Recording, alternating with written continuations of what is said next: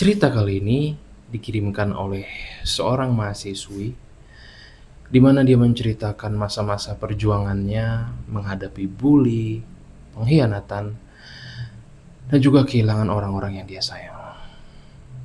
Kita sama-sama dengar ceritanya. Hai semua, di sini aku menceritakan perjalanan panjang dalam hidup aku yang kunamai semester 3 dan titik balik, kehancuran dinding yang diam, dan ambisi yang menyala. Aku mengalami fase yang sangat panjang sekali, yang mungkin bisa dikatakan aku jatuh berkali-kali. Fase pertama adalah bullying, di mana waktu sekolah dasar aku tidak hanya dibully secara verbal, tetapi secara perbuatan dan barang-barang aku dirusak lebih tepatnya.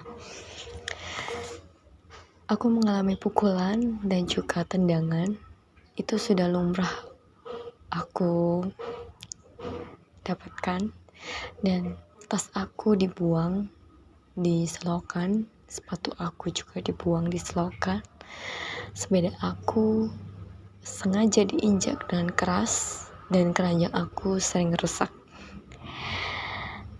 Hal tersebut dilakukan karena aku kurang cantik dan aku terlalu pintar. Kemudian waktu SMP, aku hanya mengalami bulian secara verbal saja, yang dimana hal tersebut karena aku tidak cantik. Oke.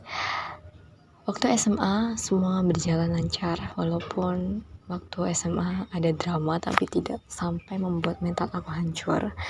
Aku masih menjadi pribadi yang extrovert dan memiliki sosok butterfly yang sangat kuat, yang dimana aku satu hari tidak berinteraksi dengan orang seakan ada yang kurang, dan aku menjadi introvert.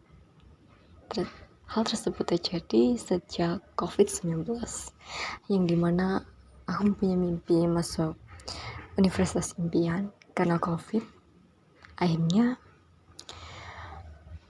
aku tidak memiliki kesempatan tersebut untuk mengejar kampus impian aku, sehingga aku bekerja ikut orang, bekerja ikut saudaraku, dan bertemu teman-teman baru.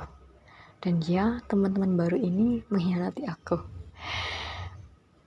Dan setelah aku dihianati teman aku ditinggalkan selamanya oleh almarhum kakekku.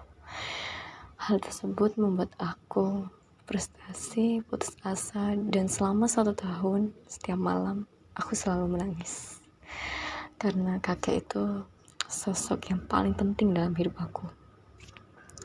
Kemudian waktu aku masuk perguruan tinggi, aku juga sempat dimanfaatkan dan juga dihianati oleh temanku. Aku sangat down sekali, dan bertepatan dengan itu aku ditinggal oleh beberapa cowok yang sempat dekat, tapi belum sampai fase pacaran. Dan ujian ekonomi tentunya itu membuat mental aku down. Aku sering menangis di loteng kos aku, dan juga setelah kelas mata kuliah di kampus aku selalu menangis karena aku tidak kuat dengan beban hidup ini.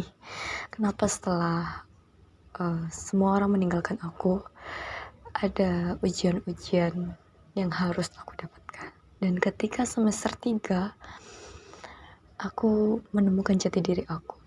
Aku mulai ikut organisasi karena patah hati ditinggal oleh cowok yang pernah berhubungan dengan aku.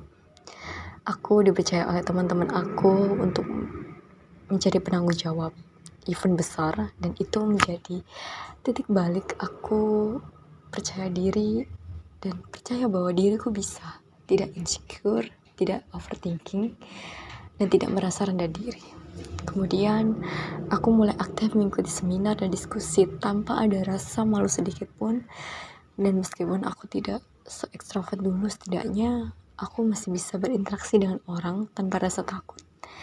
magang dan KKN juga demikian. Aku semakin pede dengan lingkungan dan juga teman-teman aku yang support, sehingga aku sangat percaya diri sekali. Dan percintaan aku juga membaik, dimana aku bertemu dengan pacar aku. Dia sangat support aku, dia juga sangat baik dan sangat tegas orangnya, dan dia mendukung mimpi-mimpi aku dan mengapresiasi aku dengan kesuksesan kecil aku. Dia mengapresiasi aku. Kemudian ambisiku mulai ketika aku mengerjakan skripsi dan lain-lain. Aku semangat kembali. Yang dulunya aku merasa tidak semangat, jadi semangat karena fase bullying, fase down, fase ditinggalkan orang-orang terkasih, dan fase percintaan, dan mungkin ujian ekonomi. Oke, itu saja. Terima kasih. Di akhir kakaknya bisa mendapatkan kebahagiaan juga setelah harus memperjuangkan segala hal, jatuh bangun, seakan-akan harapan nggak lagi ada ya. Gue juga pernah berada di titik itu, dimana seakan-akan dunianya mau runtuh, kayak nggak ada lagi harapan. Tapi ternyata ketika gue berusaha untuk menjalani hidup, segalanya perlahan bisa berjalan lebih baik. Dan juga tadi kakaknya cerita tentang kasus bully ya, ini kurang ajar banget kalau menurut gue ya. Karena para pelaku ini seringkali nggak mendapatkan hukuman yang setimpal gitu, dan kurang ajarnya mereka tuh benar-benar nggak tahu seberapa menyakitkan bulian yang mereka lakukan, efeknya terhadap si korban. Gue pun juga salah satu korban bully ya, karena gue gendut dulu, jadi kecilnya gendut, jadi gue dikata-katain babi lah, sorry ya, babi, gentong dan segala macam ya. Gue berharap sih semoga ada hukuman-hukuman yang setimpal untuk kasus-kasus bully ini, dari yang kecil, anak kecil sampai gede. Gue harap sih nanti ada hukuman yang bisa lebih jelas terhadap pelaku-pelaku ini.